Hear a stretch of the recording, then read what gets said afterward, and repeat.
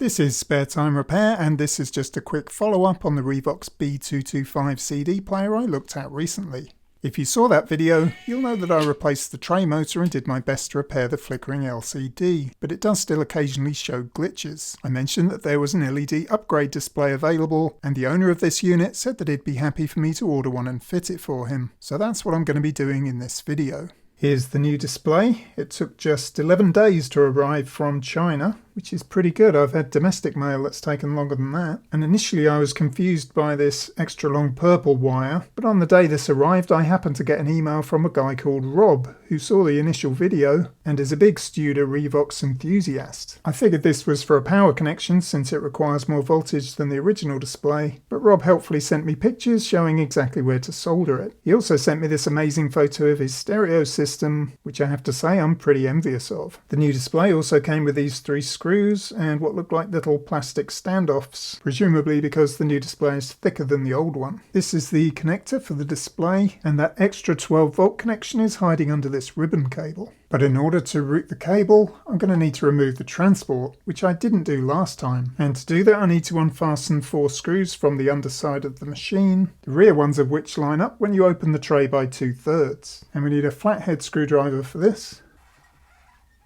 The screws are captive and you can tell when they're released. I'm holding it from underneath because I don't want it to drop. And with those screws released, I'm going to carefully undo the connector, which is a little tricky to access. In fact, the screwdriver is helpful. And then if we open the tray fully, it should lift out. There is a cable tie just down here that we need to snip.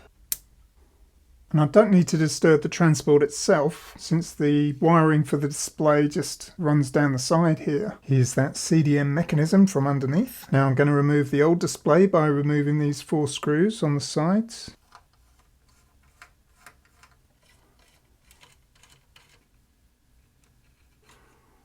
And then just feeding the connector out from the other side. So just 3 screws in the top to remove. And in the last video someone commented that you just need to remove and service the elastomeric strips. But you'll see for this display there aren't any. Contacts go directly onto the glass with these pins and they're not accessible. Comparing the 2 displays you can see the new one is a bit thicker, hence the need for the standoffs. And I think it's a bit cheeky that they've put Studer on the back here because I'm quite sure Studer had nothing to do with it. Anyway, now is a good time to peel the film. The original display goes under these 3 clips at the bottom, but this one won't do that. So I think it's intended to sit on top of them like this, and that's where you get this gap. So these little spacers will deal with that. And the new screws are a little bit longer to compensate.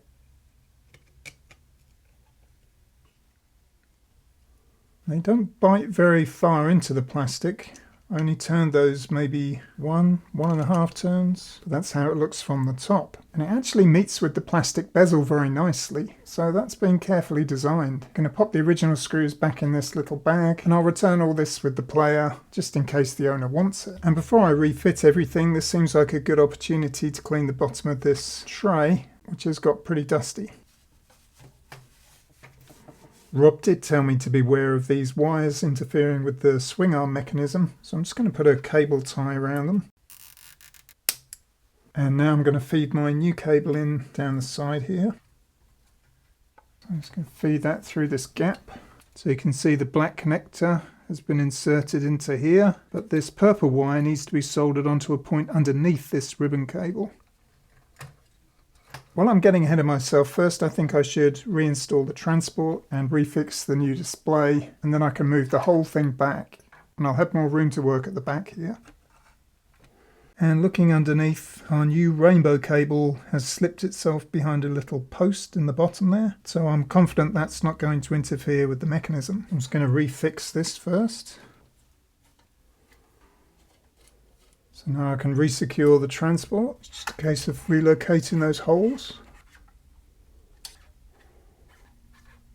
So if I move the mechanism back, I now have better access. So after unwrapping this ribbon cable from these fins here, this white wire is where we need to solder our purple wire for the 12-volt supply. So I've just maneuvered the purple wire to the right-hand side of the ribbon cable. I'm going to apply a bit of flux. I think that's on there pretty securely. And I'm a little bit worried about this stray purple wire, so I'm just going to cable tie that to this white cable here. And I'm going to put another cable tie around here just in case. And I've removed the disc clamp in order to do that. Before I refit that ribbon cable, let's just check that it's working.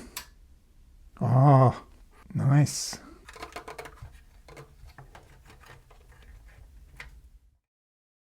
I think this is a very worthy and tasteful upgrade, and improves the only real weak point of the original player. I love that there's a community still producing custom displays for these 40-year-old machines, and I enjoyed getting involved with this one. Thanks again to Rob for his advice, and to Greg for trusting me with his player, which I'll now reluctantly send back to him. But that's all for now.